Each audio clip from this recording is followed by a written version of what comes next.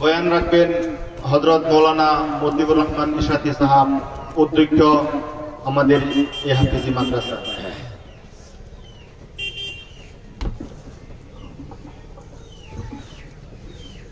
আসসালামু আলাইকুম ওয়া রাহমাতুল্লাহি ওয়া বারাকাতুহু। আলোচনা রাখবার আগে আমাদের এই মসজিদের প্রাক্তন সভাপতি সাহেব জনাব শহরারি সাহেবকে আমি আমার তরফ থেকে একটি আরবি গামছা দিয়া ওনারে সম্মান দিতে এই দেখি আইনের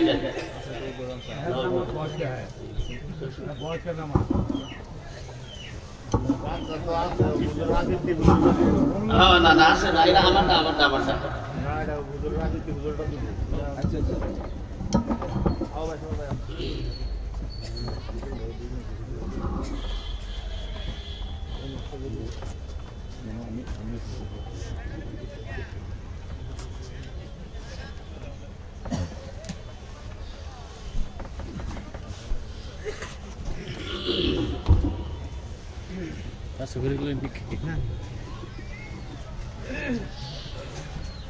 نحمده ونصلي على رسوله الكريم أما بعد فأعوذ بالله من الشيطان الرجيم بسم الله الرحمن الرحيم لو أنزلنا هذا القرآن على جبل لرأيته خاشعا متصدعا من خشية الله وتلك الأمثال نضربها للناس لعلهم يتفكرون وقال النبي صلى الله عليه وسلم يقال لصاحب القرآن اقرأ وارتقي ورتل كما كنت ترتل في الدنيا فإن منزلك عند آخر آية تقرأها ذكر كري لا إله إلا الله لا إله إلا الله لا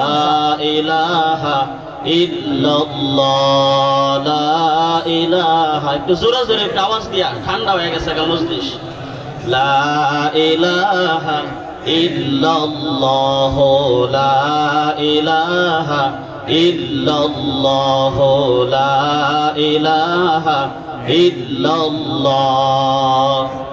আজকের এই সবার সম্মানিত সভাপতি সাহেব, মঞ্চে উপস্থিত আমাদের ডিং সমষ্টির বিধায়ক আলহাজ আমিরুল ইসলাম সাহেব, বিশেষ গণ্যমান্য ওলামায়ে কেরাম, মুরব্বি নিজাম, যুবক ভাই বন্ধু সকল, আল্লাহ পাকের লাখ লাখ শুকরিয়া যে মহান আল্লাহ পাক আমাদের সকলকে দ্বীনি মজলিসে বসার জন্য তৌফিক দান করেছে। আমরা আল্লাহ পাকের শুকর আদায় করি আলহামদুলিল্লাহ। আর একটু জোরে আলহামদুলিল্লাহ। বন্ধুগণ, আমাদের এমএলএ সাহেবে অনেক সুন্দর আলোচনা রাখছে।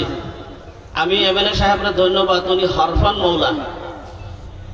এমন এমএলএ বহুত কমই আছে এরকম যারা নাকি দ্বীনি মজলিসের মধ্যে কোরআন হাদিস দিয়ে আলোচনা রাখে।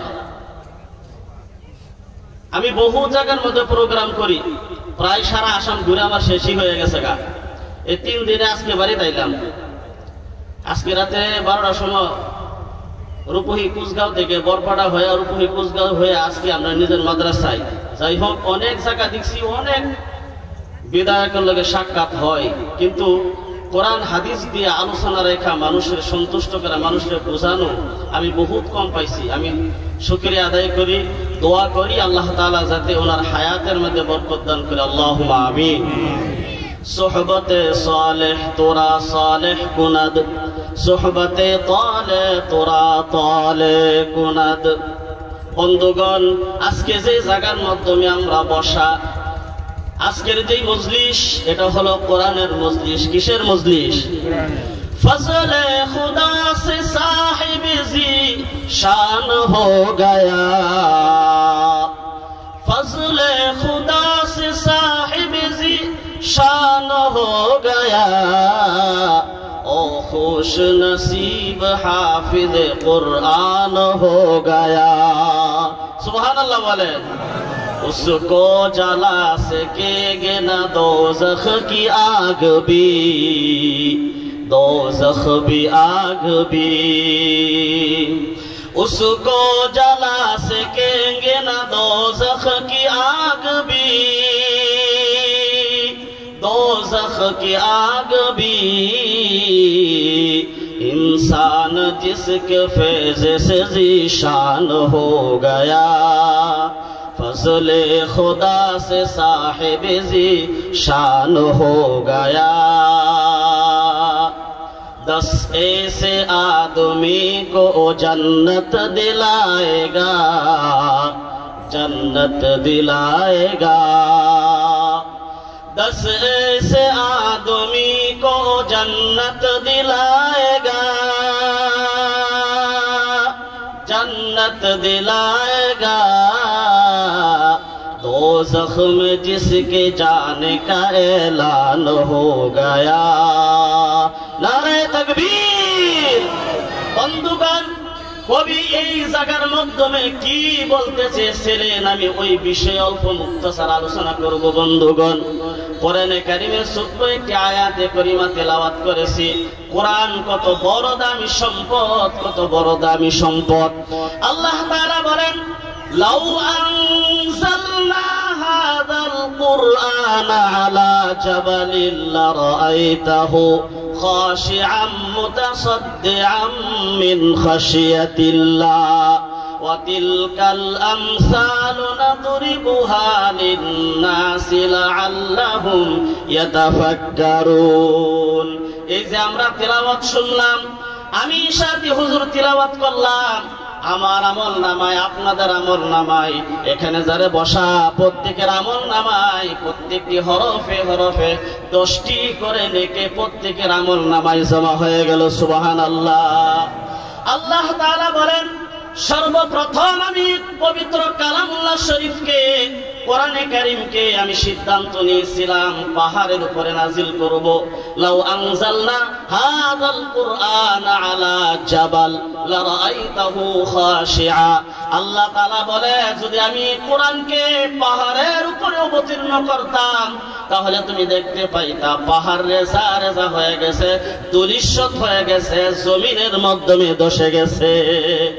আল্লাহ তাআলা বলেন, আমি যখন সিদ্ধান্ত নিলাম, পাহাড় নিজেই বলল, আল্লাহ যেহেতু জমিনের মাধ্যমে দেখার মাধ্যমে অনেক বড় আল্লাহ আমাকে বানাইছেন, কিন্তু কোরআনের ভার পূর্ণ নেওয়ার জন্য আমি পাহাড় ততটুকু শক্তি রাখি না। লাউ আনজালনা হাযাল কুরআনা আলা জাবালিন লারাআইতাহু খাশিআম মুতাসাদ্দিআম মিন খাশিয়াতিল্লাহ। পাহাড় বলে, আল্লাহ আমি ভয়ে জমিনের মাধ্যমে ধসে যাব। বন্ধুগণ, দেখেন আল্লাহ তাআলার কত বড় কুদরত, আল্লাহ তাআলার কত বড় কুদরত। আল্লাহ তাআলা এই পবিত্র কালামুল্লাহ শরীফকে একটা সাধারণ মানুষ হযরতে ইনসানের উপরে নাজিল করে দিয়েছে। সুবহানাল্লাহ। আমাদের মতন মানুষ, যেহেতু আল্লাহর নবী বলেছেন, ইন্নামা আনা বাশারুন মিসলুকুম, আমি তোমাদেরই মতন মানুষ। আল্লাহ তাআলা এই পবিত্র কালামুল্লাহ শরীফ একটু খেয়াল করেন, কত দামি সম্পদ। দামি কেন হবে না? আল্লাহ তাআলার কালাম যে সর্বপ্রথম যে জায়গা থেকে এসেছে বন্ধুগণ, সেটা হলো আল্লাহ পাকের কুদরতি সিনা। বলেন তো দেখি, আল্লাহর কুদরতি সিনার মতন কোন সিনারও আছে? আছে গো? নাই, নাই। আল্লাহ তাআলা বলেন, পবিত্র কালামুল্লাহ শরীফ আমার সিনা থেকে সরাসরি লৌহে মাহফুজের মাধ্যমে একত্রিতভাবে আমি আল্লাহ তাআলা একেবারে নাজিল করে দিলাম। ব্ল্যাকবোর্ডের মাধ্যমে এখনো পর্যন্ত লৌহে মাহফুজের মাধ্যমে কোরআনে কারীম লিপিবদ্ধ আছে। বন্ধুগণ, আমার বন্ধুগণ, এই যে লৌহে মাহফুজ একটা জায়গা, এই জায়গা আর কোনটাই নাই একটা ছাড়া। আল্লাহ তাআলা বলেন, এই কোরআনকে লৌহে মাহফুজ থেকে দুনিয়ার মাধ্যমে নাজিল করার কারণে আমি আল্লাহ তাআলা সর্বপ্রথম হযরতে জিবরাইল আলাইহিস সালামকে দায়িত্ব দিলাম। বন্ধুগণ, কোরআনের 6টা স্টপ আছে, 6টা স্টপ হয়া আল্লাহর পবিত্র কালামুল্লাহ শরীফ এই জগতের মাধ্যমে এসেছে। 1 নাম্বার স্টপ হলো আল্লাহ পাকের কুদরতি সিনা, 2 নাম্বার স্টেপ হলো লৌহে মাহফুজ, 3 নাম্বার স্টেপ হলো হযরতে জিবরাইল আলাইহিস সালাম। এবার বলেন, জিবরাইল আলাইহিস সালাম সমস্ত ফেরেশতাদের সর্দার ছিলেন।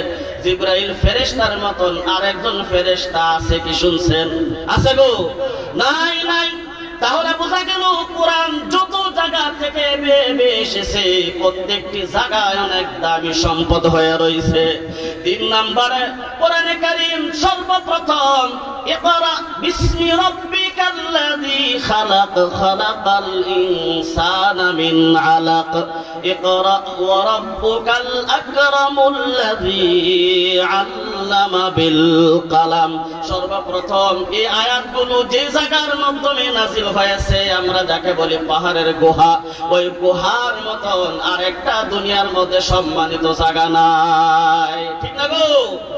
এরপরে দেখেন, যার উপরে কোরআন কারীম নাযিল করেছে আল্লাহ তাআলা বলেন, যার কারণে আমি আল্লাহ তাআলা এই জগৎটাকে সাজাইছি, যে নবীর উপরে কোরআন কারীম নাযিল হয়েছেন আমার বন্ধুগণ, সেই নবী হলেন সমস্ত মানব মণ্ডলী এবং কি সমস্ত এই দুনিয়া দাসীর মাধ্যমে আল্লাহ তাআলা ওই লোকটাকে দুনিয়ার মাধ্যমে সর্বশ্রেষ্ঠ হিসাবে বানায়া পাঠাইছে।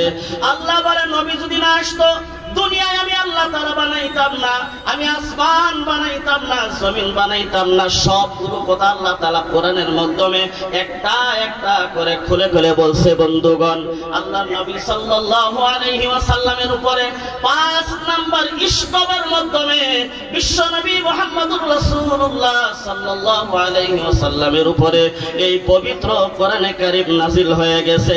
সেই নবী হলেন দুনিয়ার মাধ্যমে সর্বশ্রেষ্ঠ। আমার বন্ধুগণ, আল্লাহ তাআলা বলেন, কোরআনের ছোঁয়া যার শরীরের মাধ্যমে, যার জিন্দেগীর মাধ্যমে কোরআনের ছোঁয়া লাগছে, আল্লাহ তাআলা দুনিয়ার মাধ্যমে তাকে অনেক মর্যাদাওয়ালা বানায়া দিয়েছে। সুবহানাল্লাহ।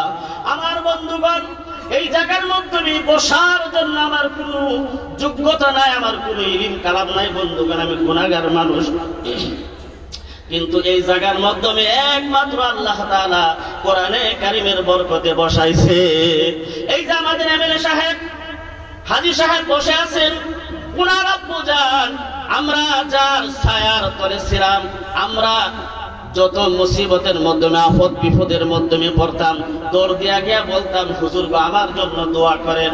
আমি যখন মহারাষ্ট্রের মধ্যে পড়েছি, যতবার বাড়ির মাধ্যমে শিশি আসার পর হুজুরের কাছ থেকে দোয়া নেওয়ার জন্য গিয়েছি, যতবার আমি এই কথাগুলো আমি বলতেই পারি না, মুফতি সাহেবের কথাগুলো,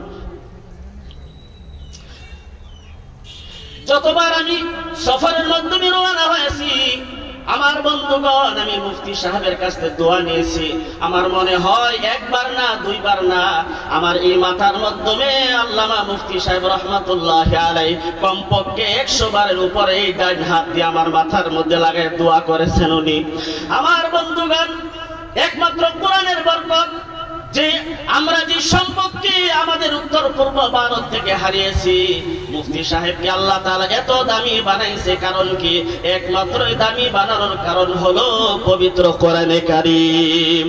হযরত ওমর ফারুক রাদিয়াল্লাহু আনহু বন্ধুগণ, বিশ্ব নবী মুহাম্মদুর রাসূলুল্লাহ সাল্লাল্লাহু আলাইহি ওয়াসাল্লামের কাছে যখন গিয়েছিলেন, হাতের মাধ্যমে তলোয়ার নিয়ে গিয়েছিলেন নবীর শির কাটার জন্য। বন্ধুগণ, আল্লাহ তাআলা দেখেন পবিত্র আল্লাহ তাআলা কত বড় কুদরত, যখন নাকি হযরত ওমর ফারুক রাদিয়াল্লাহু আনহু নবীর জুবানের মাধ্যমে এত সুন্দর করে কোরআনে কারীমের তিলাওয়াত শুনেছেন। বন্ধুগণ, একমাত্র কোরআনের বরকতে হযরত ওমর ফারুক রাদিয়াল্লাহু আনহু দুনিয়া থেকে জান্নাতের সার্টিফিকেট পেয়েছে। সুবহানাল্লাহ, নারে তাকবীর।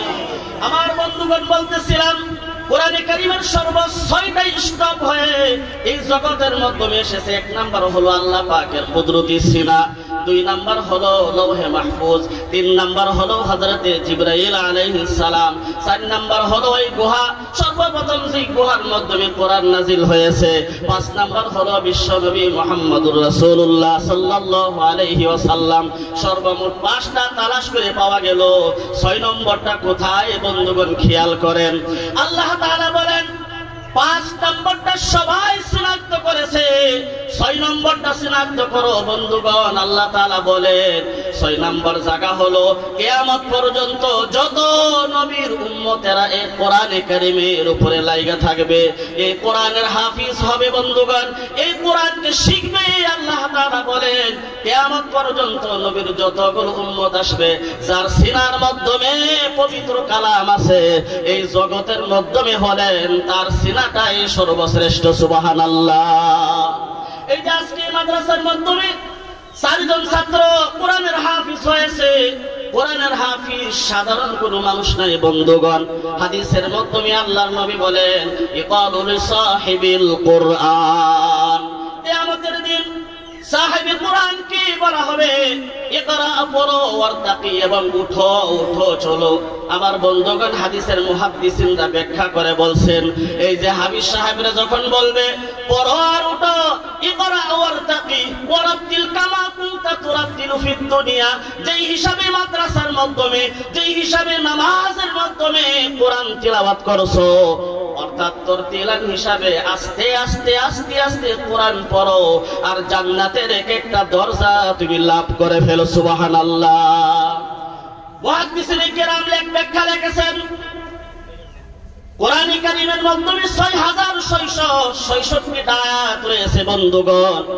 আমার ভাইয়ারা শুনেন, আলিফ লাম মিম যখন হাবিব সাহেব তিলাওয়াত করবে, কোরআন পড়নে ওরা তিলাওয়াত করবে, আলিফ লাম মিম একটা আয়াত পড়ার সাথে সাথে আল্লাহ তাআলা জান্নাতের মাধ্যমে তাকে একটা বিল্ডিং এর মালিক বানায়া দিবে। সুবহানাল্লাহ। বিল্ডিংটা কত বড় হবে? আজকে দুনিয়ার মাধ্যমে সর্ব মানুষের 1000 কোটি এবং 2000 3000 কোটি টাকা দাও মানুষের বিল্ডিং বানায়, কিন্তু আল্লাহ রাব্বুল আলামিন বলেন দুনিয়ার বিল্ডিং এর দিকে তাকায়া দুনিয়ার মহব্বতের মধ্যে পড়ে যাস না রে বান্দা। হে বান্দা, একজন হাফিজ সাহেবের দাম এত হবে, এত দাম হবে। আল্লাহ তাআলা বলেন এই যে 6666 আয়াত যখন হাফিজ কোরআন জান্নাতের মাধ্যমে পড়বে, আল্লাহ তাআলা তার নামে এক একটা দরজা দিবেন, এক একটা বিল্ডিং দিবে। দুনিয়াটা বলে যত বড়, দুনিয়ার থেকে 10 গুণ বড় এক একটা বিল্ডিং হবে। সুবহানাল্লাহ। ইকরা ওয়ারতাকি ওয়ারাতিল কামা কুনতা তুরাতিলু ফিদ দুনিয়া ফাইন্না মানজিলাকা ইনদা আখিরি আয়াতিন তাকরাউহা। সাহাবায়ে কেরাম বললেন ইয়া রাসূলুল্লাহ, এই যে ইকরা ওয়ারতাকি পড়বো আর যাইবো, পড়বো আর উঠবো, বলে পড়বো আর উঠবো, তার ঠিকানা কোথায় হবে? আল্লাহর নবী সাল্লাল্লাহু আলাইহি ওয়াসাল্লাম পরে বলে দিলেন ফাইন্না মানজিলাকা ইনদা আখিরি আয়াতিন তাকরাউহা, তার পড়া যে জায়গার মাধ্যমে শেষ হবে আল্লাহ তাআলা তার বাসস্থান, তার জায়গা ওই জায়গার মাধ্যমে করে দিবে। সুবহানাল্লাহ। শুধু তাই নয়, কোরআনে কারীমের একটু বরকত আমি আপনাদের সম্মুখে রাখি। কেমন বরকত? কোরআনকে দেখলে সওয়াব। উলামায়ে কেরাম পিছনে বসা আছে আমার বন্ধুগণ, তারা বুঝবে। কোরআনে কারীম দেখলে আল্লাহর নবী সাল্লাল্লাহু আলাইহি ওয়াসাল্লাম বলেন এটা এমন কালাম, এত পাওয়ার পবিত্র কোরআনে কারীম, যে চোখ দিয়া কোরআনকে দেখবে কিয়ামতের দিন এই চোখ জাহান্নামের আগুনে জ্বলবে না। কোরআনে কারীম যে দিলটা দিয়ে মহব্বত করবে, আল্লাহ তাআলা বলেন হাবিব রে আপনার উম্মতকে আপনি শোনান, আমার কালামকে যে মহব্বত করবে কিয়ামতের দিন তার দিলটা জাহান্নামের আগুনের মাধ্যমে জ্বলবে না। কারণ আল্লাহ নিজেই বলে দিয়েছে খায়রুল কালামি কালামুল্লাহ, এই কালাম হলো সর্বশ্রেষ্ঠ কালাম।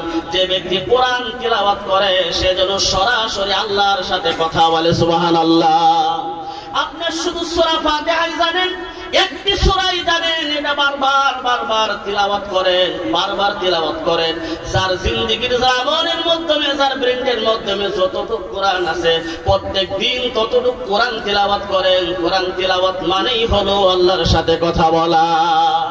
আল্লাহর নবী বলেন শুধু তাই নয়, একজন কোরআনের মহব্বতকারী ব্যক্তি, একজন কোরআন পড়নেওয়ালা ব্যক্তি, কোরআনের উপরে আমল করনেওয়ালা ব্যক্তি, কোরআনের বিধান মানা ব্যক্তি, কোরআনের উপরে চলা ব্যক্তি, এমন একজন ব্যক্তি যখন দুনিয়া থেকে বিদায় হয়ে যায় বাবাজিরা, যে মানুষটা দুনিয়া থেকে বিদায় হয়ে গেল তার সম্পর্ক কোরআনের সাথে ছিল।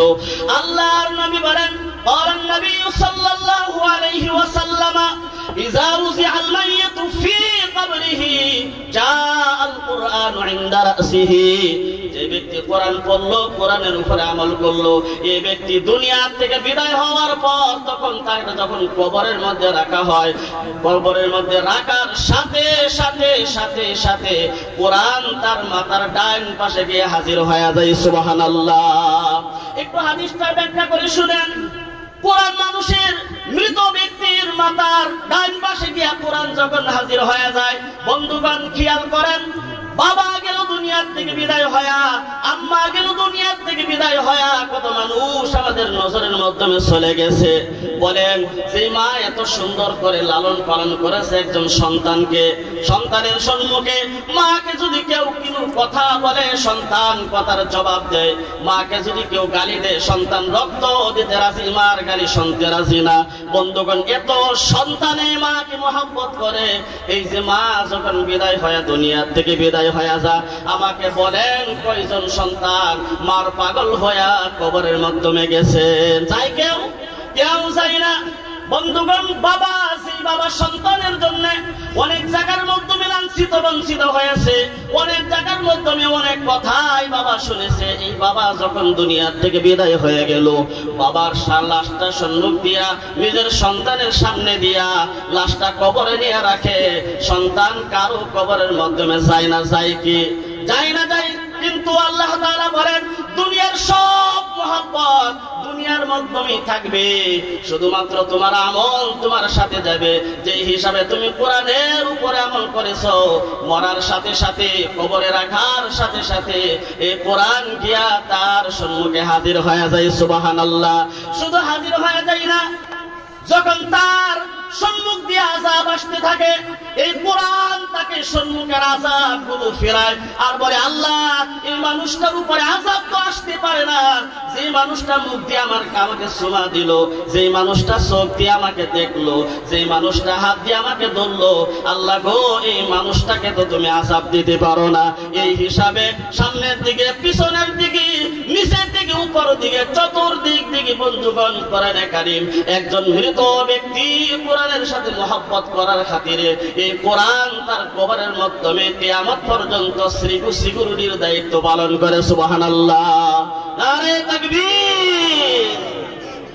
ইমামুল আউয়ালিন ওয়াল আখিরিন, বহরে সাদকা রাহমাতাল লিল আলামিন, সাইয়্যিদুল কাউনাইনি খাতামুল মুরসালিন, আখিরা মাদবুদ ফখরুল আউয়ালিন।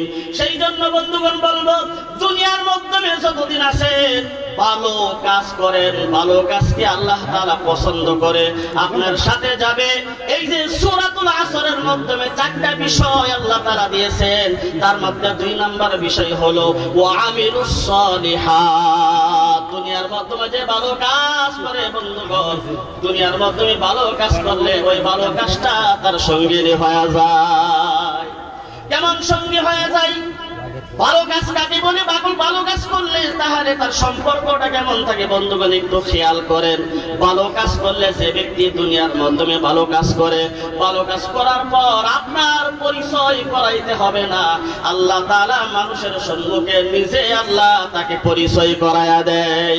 এই যে দিল্লি শহরের মাধ্যমে আমরা কুতুব মিনার যাচ্ছি, শুনছি না গো? এই কুতুব মিনার কি কারণে কিন্তু আমাদের অনেকেরই জানা নাই। আমরা মুসলমান, আমাদের মুসলমান হওয়ার পরে আমরা মুসলমানের তারিখগুলো আমরা জানি না। মুসলমান দুনিয়ার মাধ্যমে কি ইতিহাস করে গিয়েছেন, আমরা মুসলমান হইয়া মুসলমানদের ইতিহাস জানি না বন্ধুগণ। এই যে কুতুব মিনার দিল্লি দিল্লি শহরের মাধ্যমে দাঁড়ানো এই কুতুব মিনার কোন সাধারণ মানুষের নামে না বন্ধুগণ। আমার বন্ধুগণ, একজন আল্লাহর ওয়ালি কুতুবউদ্দিন বখতিয়ার কাকি রাহমাতুল্লাহি আলাইহি দুনিয়ার জমিন থেকে বিদায় হয়েছে। ওনার নামে আজ পর্যন্ত কুতুব মিনার দাঁড়ায় রয়েছে। এই যে আল্লাহর ওয়ালি কত বড় ছিলেন, দুনিয়া থেকে বিদায় হওয়ার আগে খাদিমকে বলেছে, খাদিম রে শোনো, আমি দুনিয়া থেকে বিদায় হওয়ার সময় হয়ে গেছে, ভালো কাজের সম্পর্কটা আমি বুঝাইতাছি, ভালো কাজ করলে যে আল্লাহ পরিচয় করায় দেয়, এই কথাগুলোই বলবো বন্ধুগণ। এই যে কুতুবউদ্দিন বখতিয়ার কাকি রাহমাতুল্লাহি আলাইহি বলতেছে, খাদিম রে আমি দুনিয়া থেকে বিদায় হয়ে যাওয়ার সময় হয়ে গেছে, আমি দুনিয়া থেকে যখন বিদায় হয়ে যাব আমি তোমাদেরকে দুইটা নসিহত করি। এক নাম্বার নসিহত হলো, আমি দুনিয়া থেকে বিদায় হওয়ার পর আমাকে তাড়াতাড়ি দ্রুত গতিতে কাফন দাফন করে কবরে পাঠায়া দিও।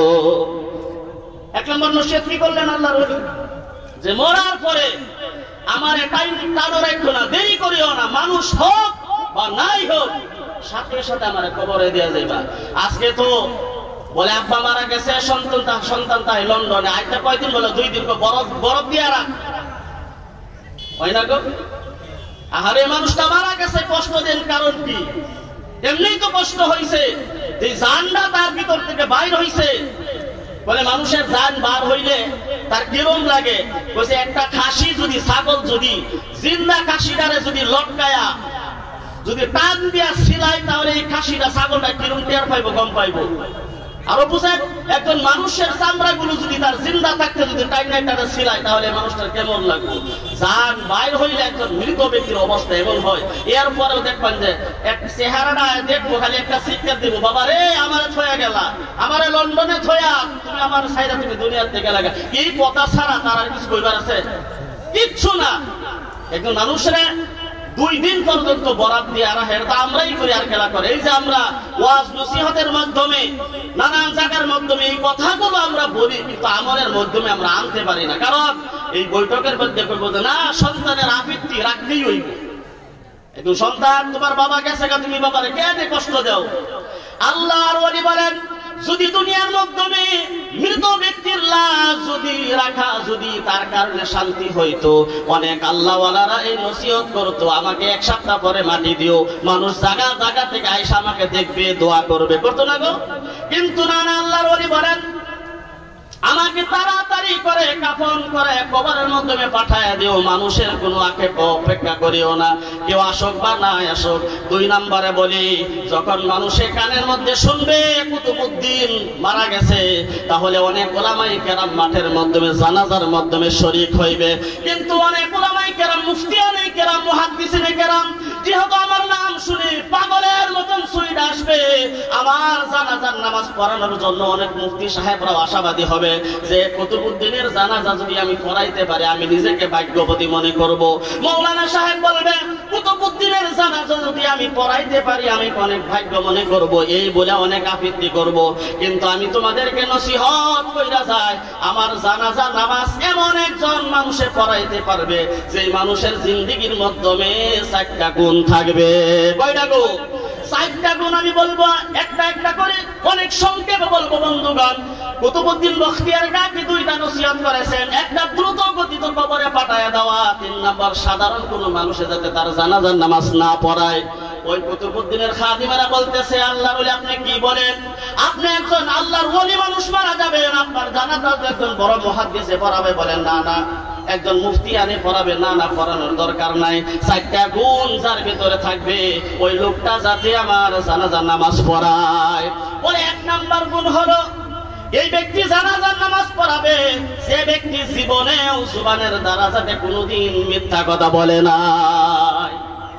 জুবানটা এটাই তো মেন। সুম্মা আমানু সুম্মা কাফারু, এক কথাই মুমিন, এক কথাই কাফির, এটাই তো মেন। কই দোষ থেকে হাইরা?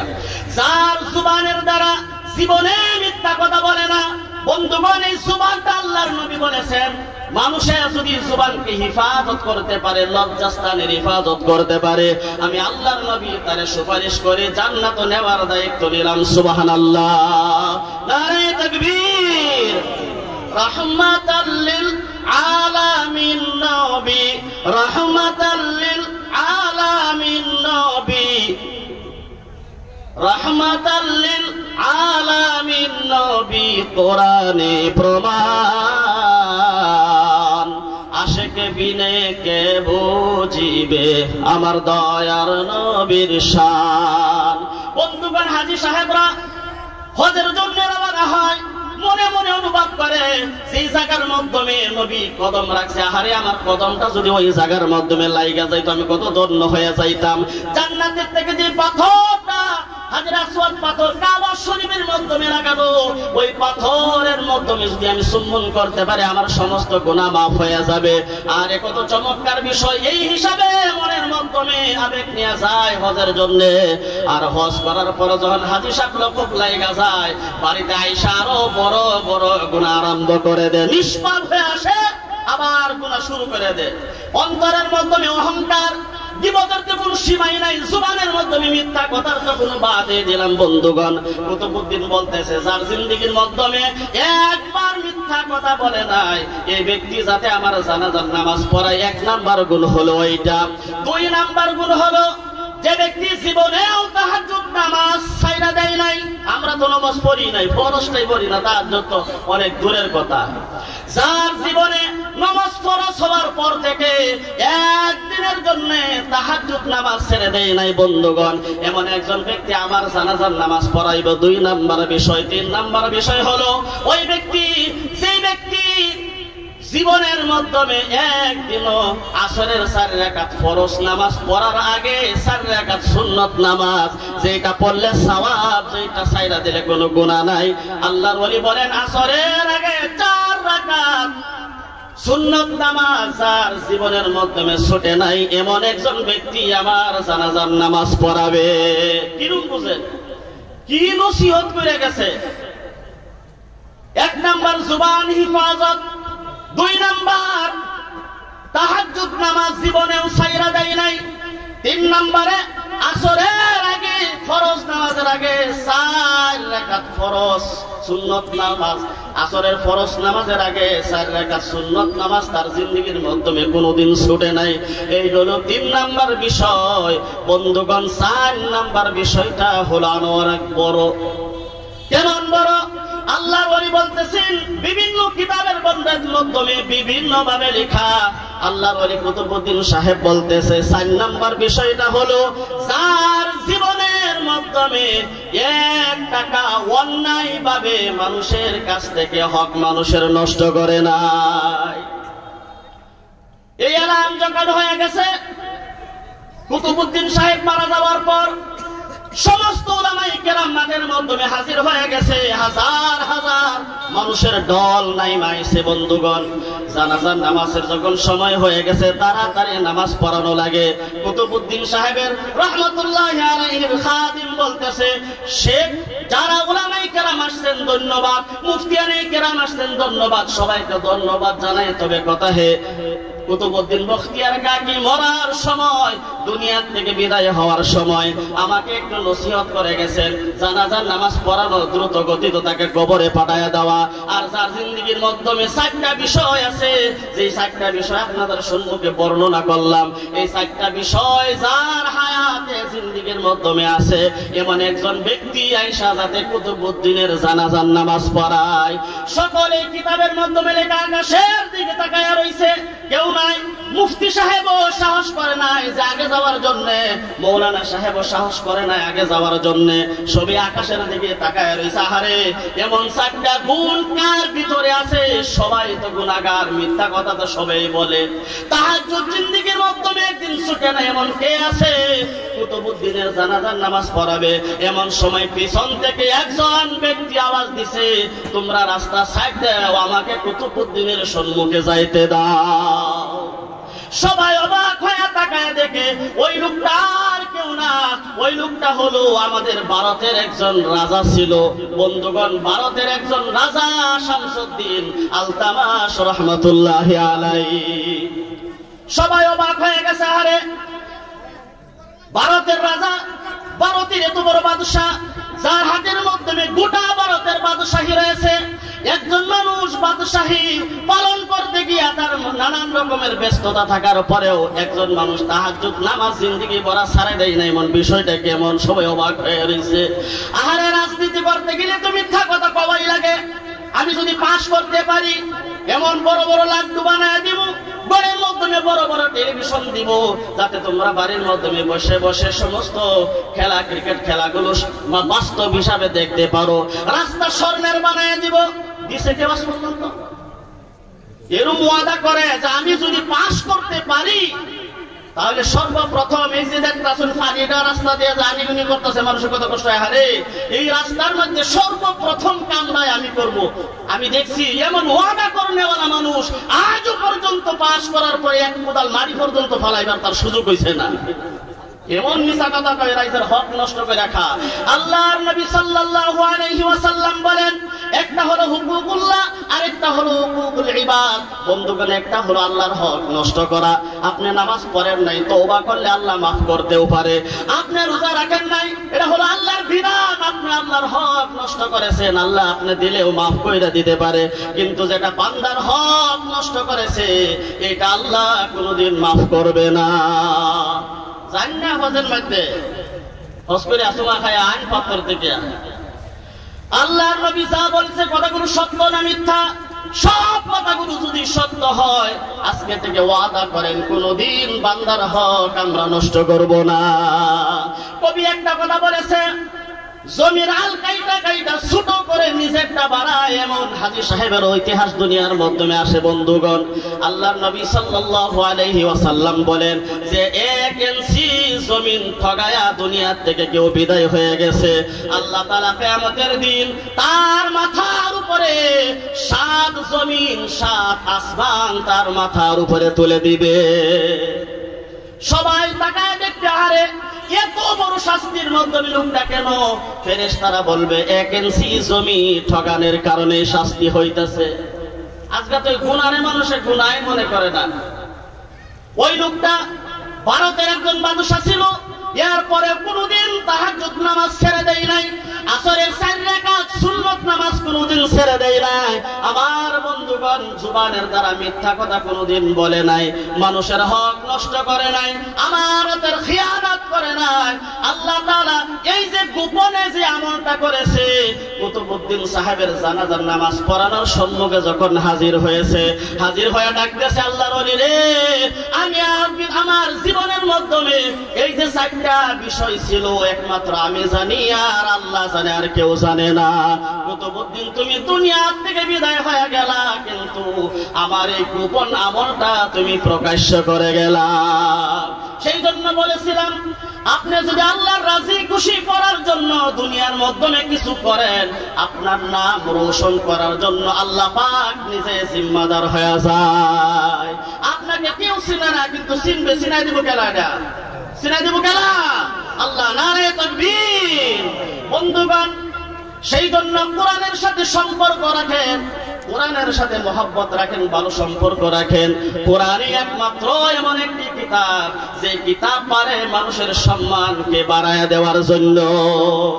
একজন মানুষ মত করছিল, তার জীবনের মাধ্যমে কোনোদিন ভালো কাজ করে নাই, কিন্তু 3 দিনের জামাতের মাধ্যমে গিয়েছে। যখন 1-2টা সূরা হিফল বন্ধুগণ জামাতের মাধ্যমে থাইকা মাথার মাধ্যমে টুপিটা দিল, আগে মানুষে বলতো তাকে মদখোর, নিশাখোর। এখন দেখবেন 4 মাস লাগানোর পর যখন মাথায় টুপি, দাড়িটা লম্বা করেছে, মানুষকে সালাম দেয়, দিনের কথা বোঝায়, তখন আর তাকে মদখোর বলে না, মানুষে তাকে বলে একজন আমির সাহেব। মদখোর বলে কেউ না? না, এমন বহুত মানুষ আছে যে রাতের আধারের মাধ্যমে ডাকাতি করার জন্য গিয়ে অনেক ধন মাল লুট করে তার ডাকাতি নাম মশহুর হয়ে গেছিল, কিন্তু আল্লাহর কোরআনের ছোঁয়া লেগেছে, আল্লাহর সাথে লো লাগানোর কারণে আল্লাহ তাআলা দুনিয়ার মাধ্যমে তার নামকে রোশন করে দিয়েছে। لو أنزلنا هذا القرآن على جبل لرأيته خاشعا متصدعا من خشية الله। আল্লাহ তাআলা আমাদের সকলকে এই কোরআনের উপরে আমল করার জন্য তৌফিক দান করুক, আল্লাহুম্মা আমিন। সুবহানাল্লাহ ওয়ালহামদুলিল্লাহ।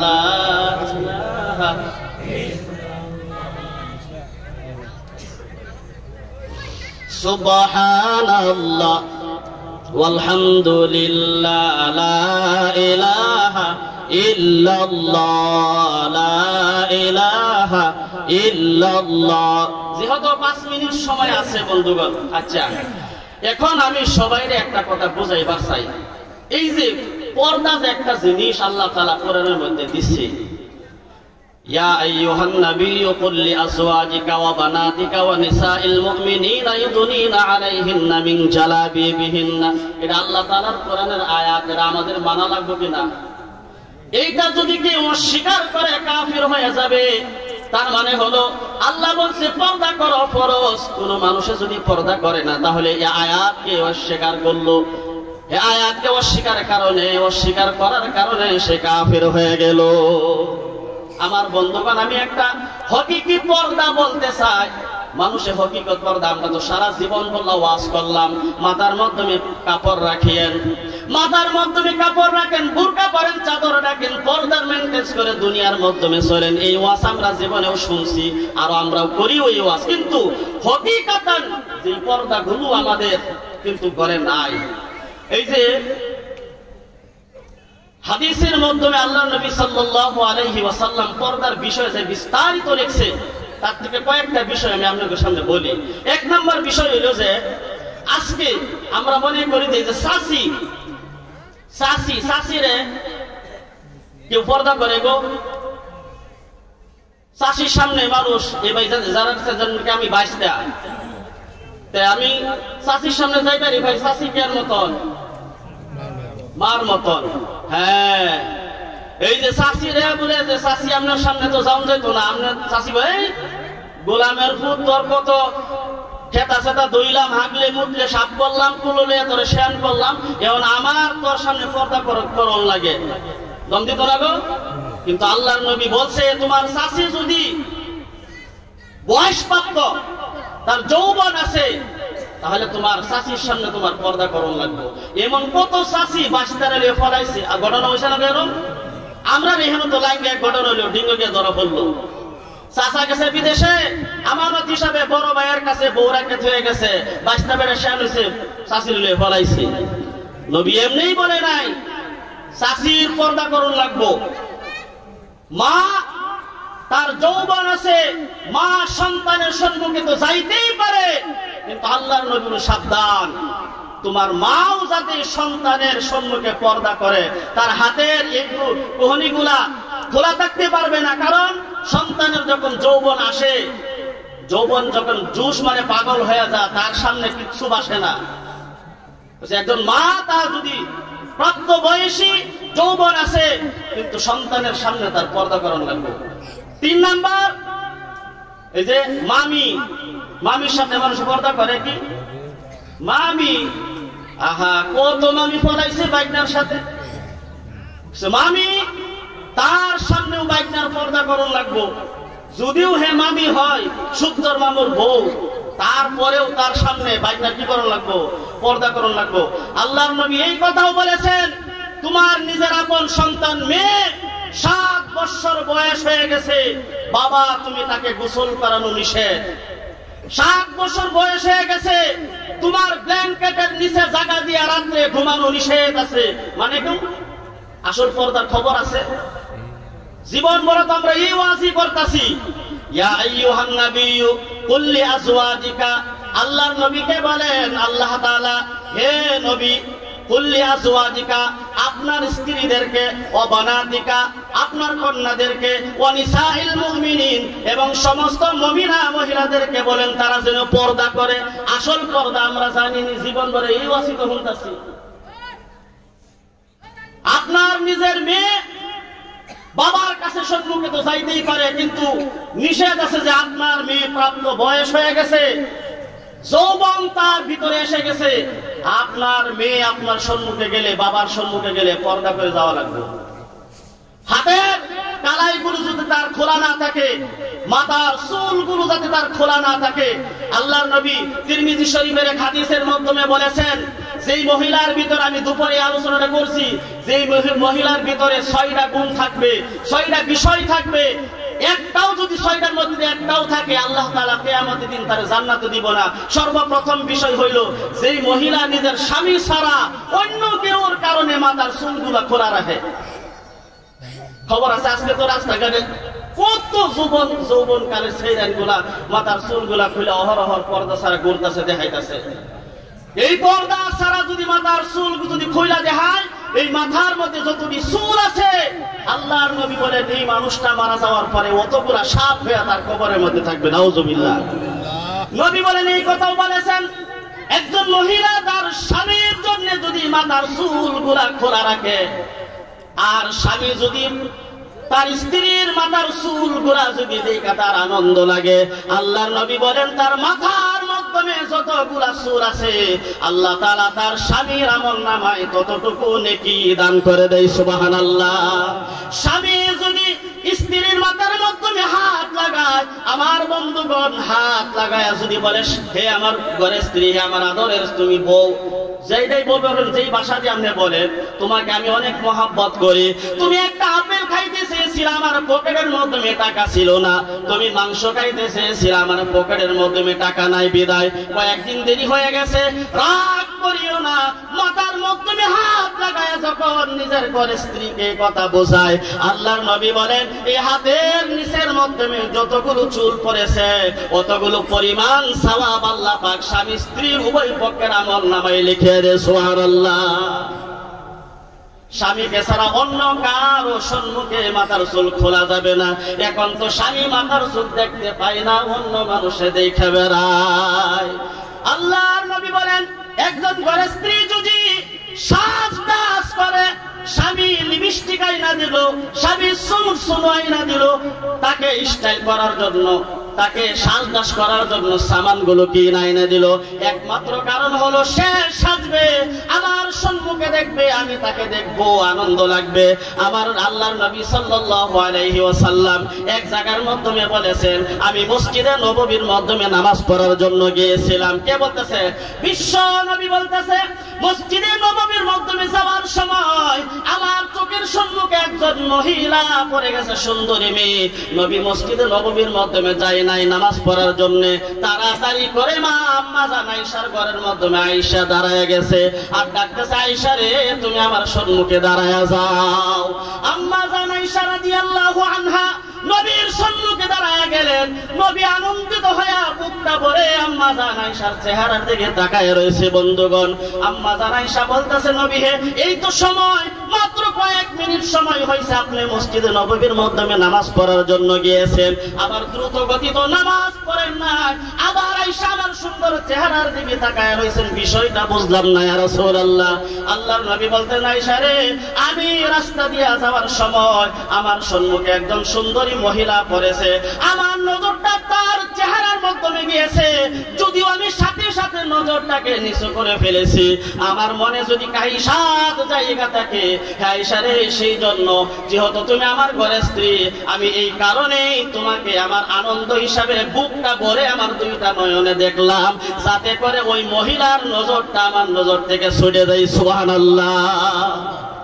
নবী সামান্য পরিমাণ দেখার পর এই যে বিষয়টা নবী যে বললেন আমরা তো ছায়া থাকি ঘন্টার পর ঘন্টা, যতটুক চোখের পাওয়ার আছে ততটুক ছায়া দেখি আর দেখি সে কোন মডেলের ডিজাইনে হাইটটা যায় রাস্তা দিয়ে। আমরা একবার লাহোরিকার সফরে গেছিলাম বাইক দিয়া, 4 জন হুজুর গেছিলাম। আমার বাইকের পিছনে একজন মুরব্বী মানুষ বসা ছিল। ওই মুরব্বী সাহেব আমার বন্ধুগণ মুরব্বী, আমরা জানি যে তার মানে সাধারণ মানুষ তার মনের মাধ্যমে কোনো বিষয় থাকতে পারে না, খারাপ বিষয় তার দিলের মাধ্যমে থাকতে পারে না, তার নজরটা বালা, কারণ তারও তো মেয়ে আছে, তার ঘরের স্ত্রী জওয়ানটা তো হেউ পার করছে, আমরা জানি মুরব্বী এই বিষয়ে ভাবি। আমার গাড়ির পিছনে থেকে বসা, আমি সংক্ষেপে বলতেছি, একজন মানুষ তার গাড়ির পিছনের মাধ্যমে একজন লেডিস মানুষ বসায় লয়ে যাইতেছে, জিন্সের প্যান্ট পিন্দে মানে দুই পাশে ঠেক দিয়ে বয়া গাড়ি স্টার্ট দেওয়া যাইতেছে, আর এমন দ্রুত গতিতে বাইক চালাইতেছে। আমার পিছনে যেই মুরব্বী বসা ছিল, মুরব্বী বলল মৌলানা সাহেব দেখেন পিছনে যে মহিলাটা বসে রয়েছে তার ফিগারটা কত, গাড়ির কি গেরেন এটা পাইতেছে, এই যে পাশে যে বয়ে রয়েছে মেশিনটা যে পাশে বয়ে রয়েছে পাওয়ারটা কিন্তু এমনি আইতাছে। আমরাই যাইতাছি 50-এর মধ্যে, আমরারে পাস করে যাইতাছে কি দরকারটা? কারণ এই গাড়ি যে এক্সেলেটার টান দিতেছে, টান হিনতে আইতাছে না, মৌলানা সাহেব টান কি চলতে আইতাছে। আল্লাহর নবী সাল্লাল্লাহু আলাইহি ওয়াসাল্লাম বলেন, একজন ঘরের স্ত্রী মাগরিবের নামাজের সময়, সন্ধ্যার সময় যদি সাজদাস করে যে স্বামী বাজার থেকে বাড়িতে আসবে, স্বামী খেত খামারে কাজ করে ঘরের মাধ্যমে আসবে, আয়েশা যখন স্বামী আমার দিকে তাকায়, আমার সুন্দর চেহারাটা দেখবো, আমি সুন্দরভাবে সাজদাস করে বসে রইলাম। আল্লাহর নবী বলেন, এই আমলটা যে মহিলা করে, আল্লাহর নবী বলেন কিয়ামতের দিন আমি গ্যারান্টি দিলাম, এই মহিলা যদি স্বামীর জন্য দোয়া করে, আমি আল্লাহর নবী সুপারিশ করে ওই মহিলাকে জান্নাতের মধ্যে নিয়ে যাব। সুবহানাল্লাহ। এখন তো পয়সা গেল স্বামীর, সোনুর পয়সা স্বামীর, লিপস্টিকের পয়সা স্বামীর, লেহেঙ্গার পয়সা স্বামীর, দামি কাপড়ের পয়সা স্বামীর, কিন্তু সাজদাস করে স্বামীর জন্য না, অন্য কারো জন্য। বাড়ির সাজদাস নাই, দেখবেন কোন হাল যাওয়ার সময় 1 ঘন্টা লাগাই দিব। আরে বাবাও না, আরে যাইবাম তো, প্রত্যেকদিন কি বেড়াইবার যায়, বছরে একদিন যাইতাছি, বঞ্জামাই আছে, দেখলে কি কইব, তুমি বুটকির কিছু আইনা দেও না, আমার কাপড় সাপড় দেখে কইব তুমি বুটকির কিছু আইনা দেও না। আছে না এরকম? আছে না? যে পর্দার বিষয় তো আল্লাহ কোরআনে যেবা বলছে, এই হিসাবে তো আমরা পর্দা জীবন গড়া হচ্ছি। তাহলে যে জায়গা আসলে তো পর্দা নষ্ট হইতাছে, এই জায়গাগুলো আমাদের ঠিক করুন লাগবে। আল্লাহ তাআলা আমাদের সকলকে আমল করার জন্য তৌফিক দান করুক, সঠিক ইসলামকে বোঝার জন্য তৌফিক দান করুক। আল্লাহ তাআলা সকলের সন্তানকে কোরআন পড়নেওয়ালা বানাক, আল্লাহ তাআলা সকলের সন্তানকে হাফিজ বানায়া দেওক, মৌলানা বানায়া দেওক। আমার বন্ধুগণ, এই দ্বীন শিক্ষা না থাকার কারণে আমাদের পরিবারের মাধ্যমে এই দুর্ঘটনা হইতাছে। আল্লাহ তাআলা বোঝার জন্য, আমল করার জন্য তৌফিক দান করুক। ওমা তাওফীকি ইল্লা বিল্লাহ ওয়া আখিরু দাওয়ানা আলহামদুলিল্লাহি রাব্বিল আলামিন।